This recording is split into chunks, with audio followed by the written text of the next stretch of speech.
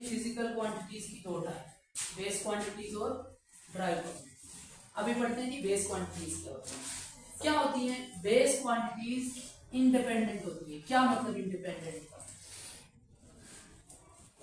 Independent का मतलब वो जो किसी दूसरे से मिलकर ना बने, जो किसी दूसरे से मिलकर, जैसे टाइम है ना, या लेंथ है या मैस है, ये किसी दूसरी क्वांटिटी से मिलकर नहीं बनती, इसलिए ये इंडिपेंडेंट है। मतलब आप लोग है ना, आप लोग डिपेंडेंट है इंडिपेंडेंट? डिपेंडेंट है ना, आपके वालिदैन पे डिपेंड करते हैं ना। yes. और मैं भी डिपेंडेंट है। अच्छा, तो भाई इंडिपेंडेंट वो क्वांटिटीज होंगी जो किसी दूसरी क्वांटिटी से मिलकर नहीं, ठीक है। इन्हीं क्वांटिटीज को हम कहते हैं बेस क्वांटिटी।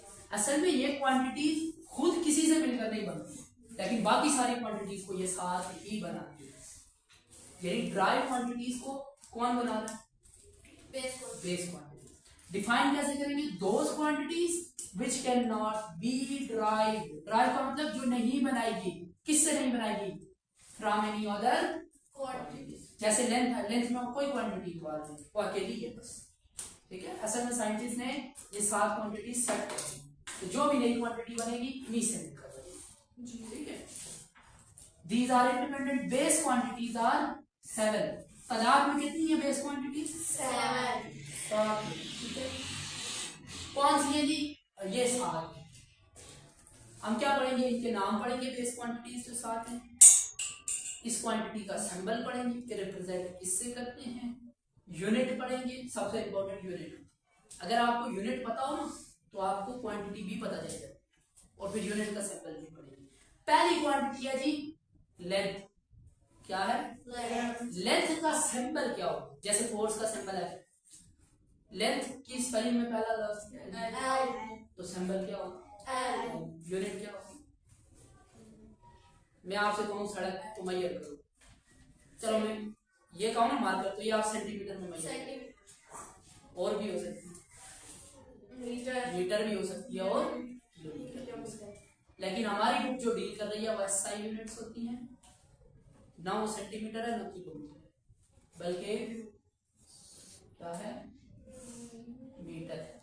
सो आप ये कहेंगे SI unit of length is metre. SI unit of length is metre. और मीटर का सिंबल यहाँ क्या होगा? सोचो क्या होगा? दूसरी क्वांटिटी है जी मैस। मैस, मैस का सिंबल क्या होगा? मैस का सिंबल क्या होगा? एम। मैस की यूनिट क्या होगी? दुकान में जाके कहते हैं ना चीनी दो, कितनी चीनी दो? Kilogram. Kilogram. So SI unit of mass is kilogram and symbol of kilogram is K से किलो और G से ग्राम। ठीक हो गया? ठीक हो गया।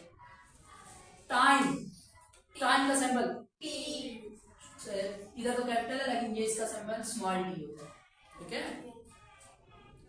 टाइम की यूनिट देखो, घड़ी है दीवार पे घड़ी होती है, 3 सुई होती है, एक जो घंटे बताती है, मिनट बताती है, और तीसरी सेकंड। तो टाइम की यूनिट क्या है? सेकंड। और सेकंड का सिंबल एस भी लिख सकते हैं या एस सी लिख सकते हैं, जो भी। आगे जी करंट। क्या? करंट। करंट का सिंबल क्या होगा? नहीं, ये जो हमने सिंबल रखे ना, ये इनका पहला वर्ड ही था। असल में सी इसका सिंबल इसलिए नहीं है क्योंकि आगे हम पढ़ेंगे सी किसी और का सिंबल साइंटिस्ट ने पहले रख दिया, तो जिसका सिंबल एक बार रख चुके उसका सिंबल दूसरी बार नहीं रखा। तो सी किसी और का सिंबल वो रख चुके, इसलिए उन्होंने करंट का सिंबल सी नहीं रखा। नहीं, करंट का सिंबल है आई। जरूरी नहीं है स्पेलिंग में हो या बड़ा वर्ड, ऐसा हर बार जरूरी नहीं। करंट का सिंबल आई है। करंट की यूनिट एक आदमी के नाम पर रखी हुई है, साइंटिस्ट का एम्पेयर। क्या नाम है जी? एम्पेयर, ठीक है। और एम्पेयर का सिंबल होगा ए, कैपिटल। ठीक। नेक्स्ट है जी टेम्परेचर। टेम्परेचर का सिंबल टी। कौन सा टी? स्मॉल टी तो पहले रखी थी, बड़ा इसी को कैपिटल कर देते हैं। यूनिट क्या होगा? आपने सुनी होगी जब वो मौसम की सूरत हाल बताते हैं ना, वेदर कंडीशन, कहते हैं इतने सेल्सियस टेम्परेचर, सेल्सियस 3 यूनिट है टेम्परेचर, सेल्सियस, ठीक है, जिसे यूं लिखते हैं फ़ारेनहाइट, और ये क्या केल्विन, ठीक है। लेकिन सेल्सियस हमारी बुक में ऐसा यूनिट नहीं है, फ़ारेनहाइट भी ऐसा यूनिट नहीं, पीछे क्या बचा, केल्विन, केल्विन इज द ऐसा यूनिट ऑफ टेम्परेचर, केल्विन का सिंबल होगा के। आगे जी amount of substance, amount of substance, इसका सिंबल है एन, ये थोड़ा केमिस्ट्री से रिलेटेड होता है, ठीक है। इसकी यूनिट होती है मोल, MOLE, मोल, और मोल के जो सिंबल है वो है MOL, ठीक है। इसको ऐसे याद है, इसकी डिटेल में हम नहीं जाएंगे। इंटेंसिटी, इंटेंसिटी का सिंबल होता है I, और साथ में यहाँ थोड़ा सा B लिखा, बाद टाइम यहाँ C लिखा होता है, इससे फर्क नहीं पड़ेगा।